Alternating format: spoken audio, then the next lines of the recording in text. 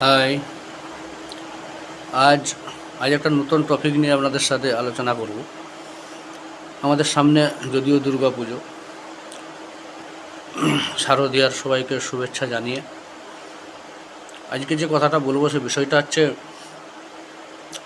আমাদের দুর্গা পূজাকে উপলক্ষ করে যা কমিটি যারা আছে দুর্গা পূজার, তারা একটা রাস্তা ঘেরা বা চাঁদা তোলা, এই যে একটা প্রোগ্রাম চালাচ্ছে, এতে মানুষ বড়ই সমস্যা তৈরি হচ্ছে রাস্তায়। মানুষের কাছ থেকে স্বেচ্ছায় নেওয়ার জায়গায় জোরজবস্তি চলছে। অনেক ক্ষেত্রে মানুষের কাছে পয়সা থাকে না, তারপরে সে মানুষকে ঘন্টার পর ঘন্টা লাইনে দাঁড় করে দেওয়া হচ্ছে।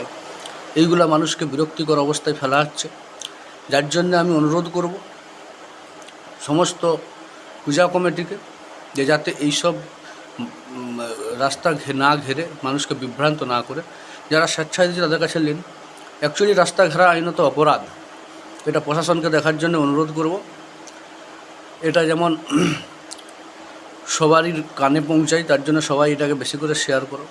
আর যারা রাস্তা ঘাটছ তাদেরকে বলবো, বাইক নিয়ে কোথাও গেলে সারাদিনে 5 জায়গায় রাস্তা ঘেরলে 5-10 50 টাকা দেয়া। আচ্ছা, আপনারা যারা ঘেরছেন তারাও তো কোথাও না কোথাও যাচ্ছেন, তাদেরকেও তো কোথাও 5 জায়গায় ঘেরছে, তাদেরকেও তো 50 টাকা দিতে হচ্ছে। তো সবাইকে বিভ্রান্ত না করে 50 টাকা চাঁদা বাড়িয়ে দিলেই ওইটা মেকআপ হয়ে যাবে। ওইটা মেকআপ করে দিতে পারলে তাহলে আর ওই আপনাকেও রাস্তায় সমস্যার মুখে পড়তে হবে না, আমাদেরকেও পড়তে হবে না, সমস্ত জনগণকেও পড়তে হবে না। আমরা যেমন যাচ্ছি বা আমাদের সঙ্গে আরও যত জনগণ যাচ্ছে 5 জায়গায় ঘেরা হচ্ছে, আপনারাও তো যাচ্ছেন কোথাও না কোথাও, আপনাদেরকেও তো ঘেরছেন। সেটাকে আসুন না, সবাই মিলে একসাথে সচেতন হই, সবাই মিলে ওইটাকে 5 জায়গায় ঘেরিয়ে বিভ্রান্ত না হয়ে আমরা 50 টাকা করে চাঁদা বাড়ি দিই। সেখানে সময়টা সুন্দর হবে, পরিষ্কার হবে, রাস্তাঘাটে জাম তৈরি হবে না।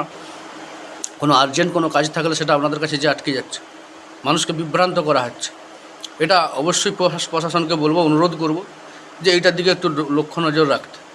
এটা বিরাট ব্যাপার, এটা একটা অশান্তিমূলক ঘটনা ঘটছে। যাক, আমার চ্যানেলের নাম মানুষের সাথে মানুষের পাশে, মানুষের হয়ে কথা বলাই আমার কাজ।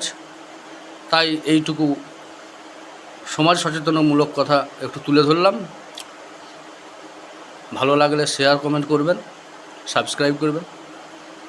চলুন, আজকের মতো নমস্কার, ভালো থাকবেন।